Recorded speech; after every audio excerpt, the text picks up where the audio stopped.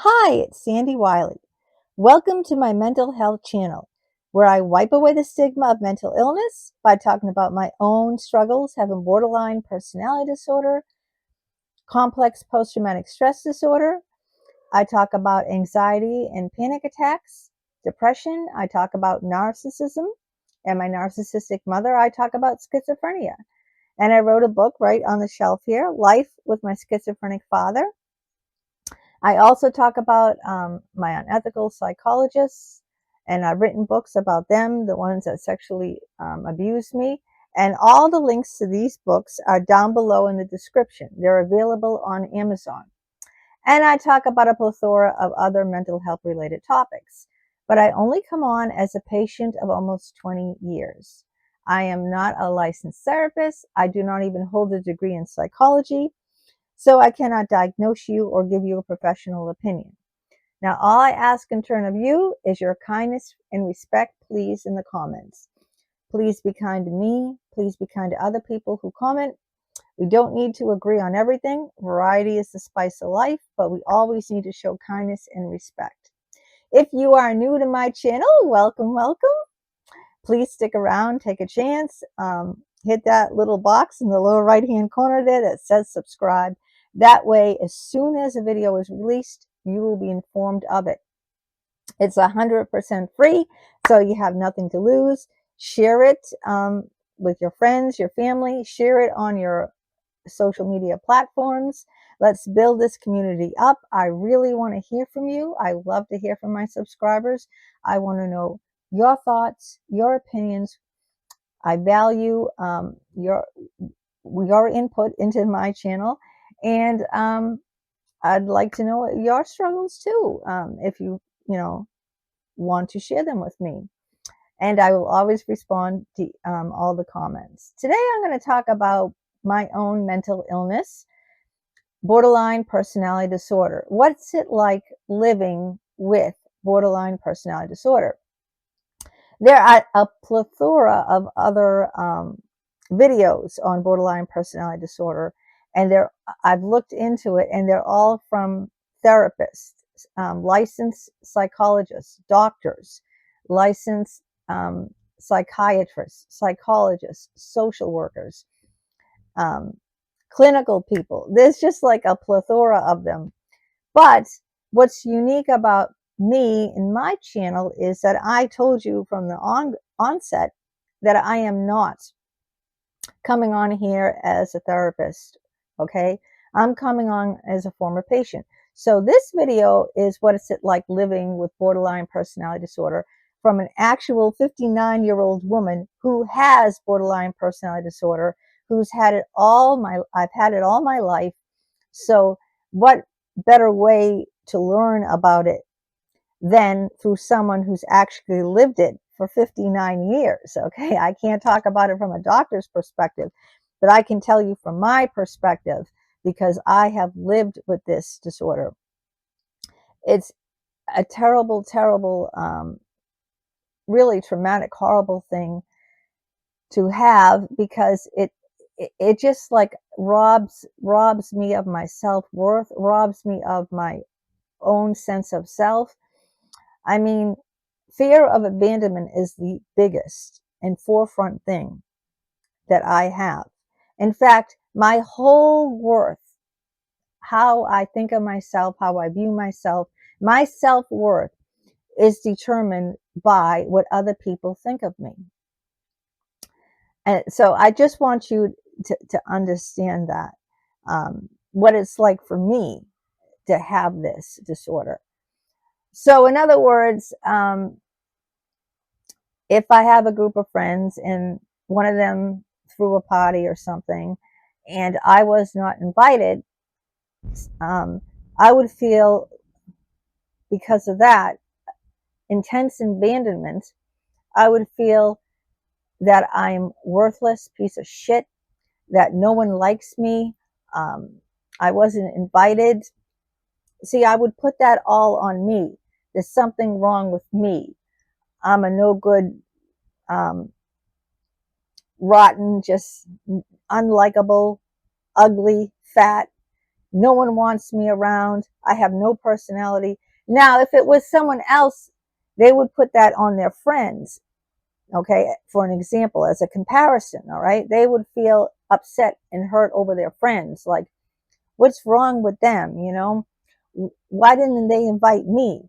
Who wants to have anything to do with them anyway? I mean, if that's what they're going to think of me, they didn't even invite me, they didn't even consider me, then I don't want nothing to do with them. That's what a healthy um, attitude would think. All right, what's wrong with them? Why, they're thoughtless friends. I must, if I don't mean that much to them, then good riddance to them. I don't want to go to their party. But as having a person that having borderline personality disorder, I put it back on myself and I go, what's wrong with me? There's something wrong with me that they don't want me. See, so that's my whole sense of self is wrapped up in what someone else thinks. And this is true of my channel too. I can't speak enough about this. That's why I did that. Go look at that video where I said I'm a loser, because I do compare myself to other people that have YouTube channels that aren't doctors, okay, that aren't famous people. They're just regular people like me. A lot of them are my age, middle-aged woman, and they have over 12, 15, 20,000 subscribers. You know, they put out a video and they have over 1,000. The next day they have 1,000 views, and it's like, I don't even get 100 views the next day on my video. Maybe I might get 100 if I'm lucky. So I say I'm a worthless piece of shit. I'm a big fat fucking loser, because I look at that, because my value is wrapped up in what other people's opinions are. All right, this is how it is. My whole worth is determined by somebody else. And it's just excruciating to go through your life, you know, um, feeling like that, feeling like a worthless piece of shit, like a turd in the toilet, because of what someone else thinks or feels, or their opinion of me. A person with a real core sense of self does not let other people's opinions or thoughts or actions deter them from what they think of themselves. So someone else who doesn't have borderline personality, if someone comes up to them and say, you're stupid, you're ugly, they'll say, what the fuck's wrong with you? Bitch, get out of my way. But if someone like me, if someone said that to me, because I have borderline personality disorder, says, you're ugly, or what insults me, you can't write, you're a rotten writer, your books stink, they're not even edited, they sound like a kindergarten person could do that. Automatically, I will hate myself, I will harm myself, I will think I'm a nothing, based on what one person says, right? Instead of saying, I don't care what that person thinks, I think I'm a great writer, who else could put all these books out? I won't think that way. That one person will say something negative, and then they ruin my life. They ruin how I think of myself, they ruin how I feel about myself, because I'm all wrapped up into what on another person. Also, I take a form of putting people on a pedestal and making idols out of people, because I have no sense of self. I become what the other person, the other significant person is in my life. I take on what they are. So if they like skiing, I'll like skiing. If they like poetry, this is how I got into poetry, because my idol read poetry. And so I started writing poetry. I take on what the other person, because I have no sense of self. So I take on what my idol, I often form an idol, because people who have no sense of self, this is how they go into cults and everything, because they need to worship like a god, some physical form. They need that physical form, always needing that daily reassurance, always needing that physical form. It's like if the person goes away, you become frightened that person is going to leave you, even if the person, your best friend goes away for a week with her husband, okay? And like you get frightened that, I haven't heard from her, she hasn't called me. Well, she's on vacation with her husband, but you get frightened if that physical person isn't with you. Or say your husband or your boyfriend goes away on a business trip. Well, if your boyfriend, your partner isn't here and he's away on a business trip, a lot of people go away on business trips. I could never handle a husband that went away on a business trip because I always need daily reassurance. And if that person isn't physically in front of me where I can actually put my hands on them, then they've abandoned me, in my mind, because I have no sense of self. Then they have abandoned me. I need that daily contact. I need to see them. I need to touch them. I need their physical form in front of me always. Um, I cannot, if they leave, like on a business trip or whatever have you. If I don't see them every day, then I'll go crazy. I'll go ballistic. Because I constantly need that reassurance. And so what happens is like it's totally traumatizing to me because what people say hurt me. Like they rip my skin off. It's like ripping the scab off a wound. Every time someone does something, says something hurtful, doesn't call me back, doesn't text me back, isn't responsive to me. I feel like they're leaving me. I'm no good. I didn't deserve them. And it feels like every time it's like, ripping the scab off the wound, and the wound is open. And then, it can never heal because every time it starts to heal, I rip the scab off over and over. It's like having your skin, like, like ripping your skin off. I mean, this is how sensitive I am. I have strong emotions, very, very intense, very, very strong emotions. And I react to the slightest hurt intensely. I react intensely. Okay. So I don't get angry. I go into a rage. Okay. Um, I can't let things, people say, oh, just let it roll off your shoulders. Don't listen to them. Well, I can't let it roll off my shoulders. Okay. um, Everything that someone does, it hurts me intensely, and I end up hurting myself from their hurts. I end up drinking myself into oblivion, passing out. I have a substance problem. I ended up staying in bad relationships much longer because I felt like I was no one without the person, because I need an idol. I always need an idol because I have no sense of myself. Okay, like an infant needs their parent, needs their mommy, because the infant has, feels helpless without their mommy, emotionally as well as the physical needs. The infant needs the reassurance, the coddling, the holding, like they're still in their womb. Well, I need that same reassurance, just like an infant. I need the coddling, the holding nonstop, because I never got that as a child. I was severely beaten, severely emotionally, physically abused. So I never got that growing up. So I crave that. I've never learned that. I never learned that self-containment that other people who have healthy backgrounds, healthy childhoods learn. I've never learned that. And so I have no identity, really. My identity is through what other people think of me. And that's a horrible, horrible thing to go through life.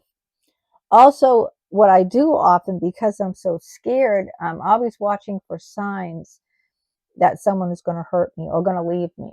I don't do that anymore because I've cut everyone out of my life, because it was too much on me to do. It was too much. It was too much. It just took its toll on me until, I really was starting to worry about myself. So now that I don't have anyone in my life except my husband and my sons, I don't have to worry about other people abandoning me, other people, um, hurting me anymore, because I pulled myself away. I pulled myself away from other people so I can never get hurt again like I did. I got immensely hurt. And a lot of times Two, I would, leave a relationship instead of talking about what happened, because I'd rather leave them first before they left me. So the closer I get, I want to get close, but the closer I get to someone, I get very frightened. And the more frightened I get, sometimes I will abandon that relationship because, it's getting too intimate for me. Um, I'm getting too scared that I'm going to get hurt. So I'd rather leave the person before they even done anything. Have you ever felt that? Like you haven't had proof that your boyfriend or girlfriend cheated on you, but you're so scared, that they're going to do that, that, you know, you become like very clingy and always questioning every move they make. Um, and then sometimes you might leave them, even if they did nothing wrong, you might leave them first before they leave you. I know it's a crazy, crazy thing that you would think like, huh? You're afraid of being abandoned, okay? Then why are you pushing people away? Why are you leaving people when they haven't even done anything? Because I'm anticipating the hurt.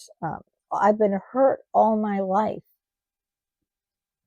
so badly, abandoned by my parents, that I can't, I feel like I'm in control. I'm in the driver's seat if I leave them first before they leave me. At least I know, I don't have to wait around wondering when are they going to do it? When are they going to leave me? Because I do it first. It's a really warped way of I constantly need that reassurance, and most people don't, they're not going to do that. They're not going to constantly have to reassure you in a normal adult healthy relationship. If someone says they're going to call me and they don't call me, I'll blow that all out of proportion. Someone else would just say, oh, like Betty was supposed to call me today at 2 o'clock. Oh, she probably forgot. She's busy, Betty. She's got so much on her plate. But me, if I had a friend, Betty, and she said she's going to call me at 2 o'clock, you know, I'd be like, why hasn't she called me? Oh, she forgot about me. I'm nothing to her. I don't mean a thing to her. And then I'll have that passive aggressive thing, and then, a couple of days later, Betty might call and I go, oh, hi. Oh, I'm busy. I can't talk. Bye. And then Betty calls back like, what's wrong?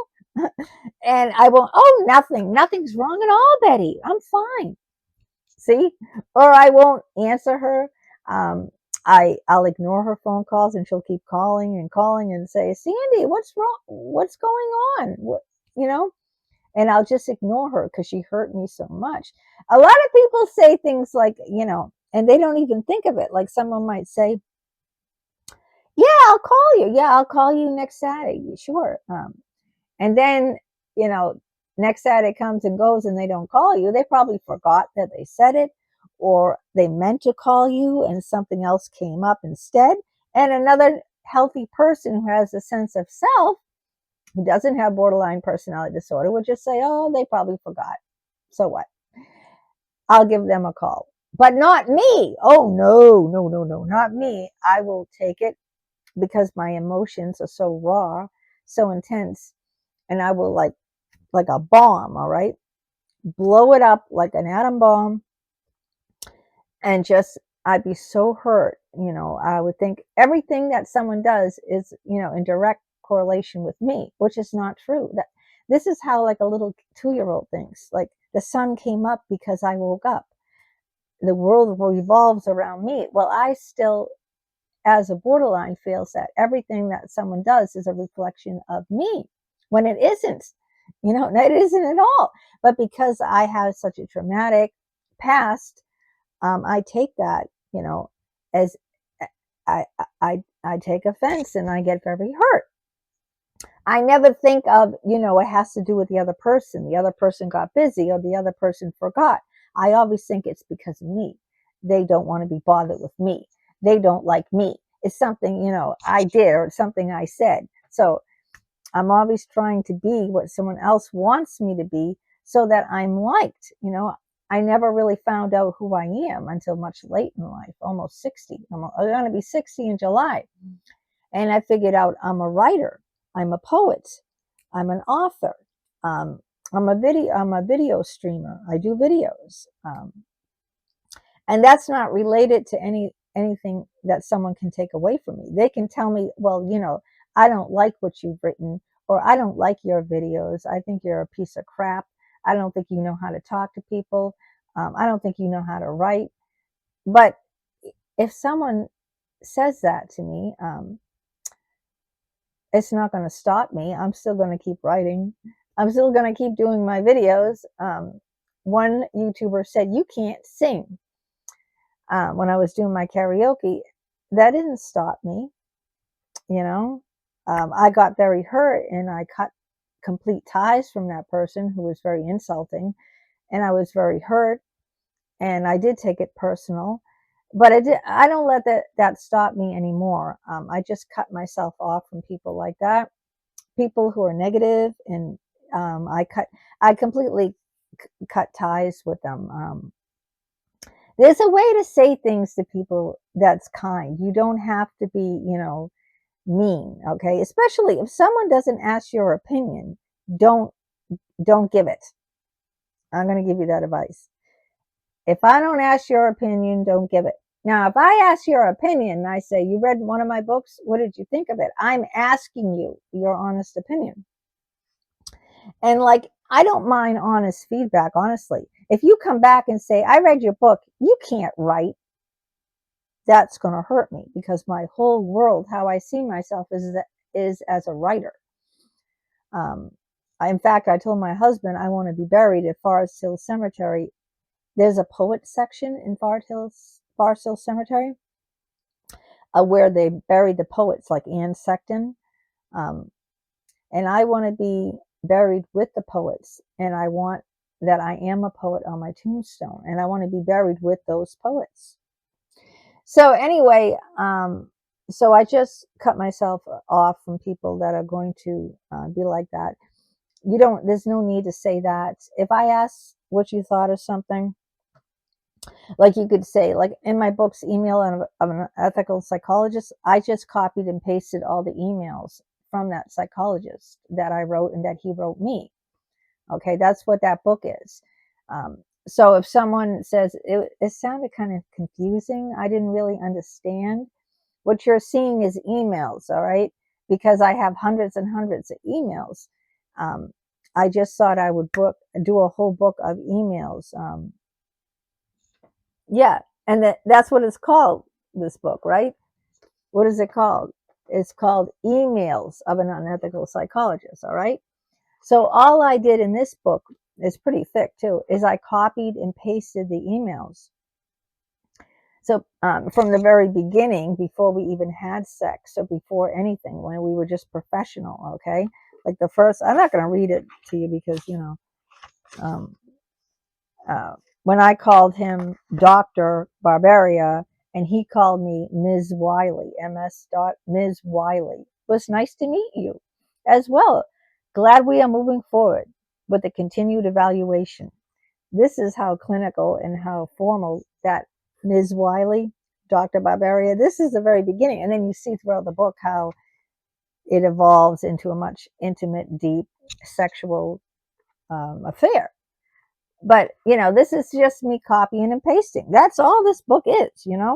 So you might not like it like that. And someone who read the book might feel like, it might be, it's different than other books because it's just a book of emails. But you can see how the whole thing evolved through the emails. But, if you give me constructive advice, and, you might say that was a little confusing, or constructive advice I like, constructive advice, not criticism, not criticism. Anyway, that's how it felt for me. That's how it is for me as a borderline. I've done many other videos. You can look at them too, about having borderline personality disorder. And please feel free to comment about it in the comments if you have any questions for me about this disorder, or how I feel about it and my life with it. Feel free to ask. Feel free to share. I want to hear from you and what you go through too. That's very important. So until next time, take care. Bye bye.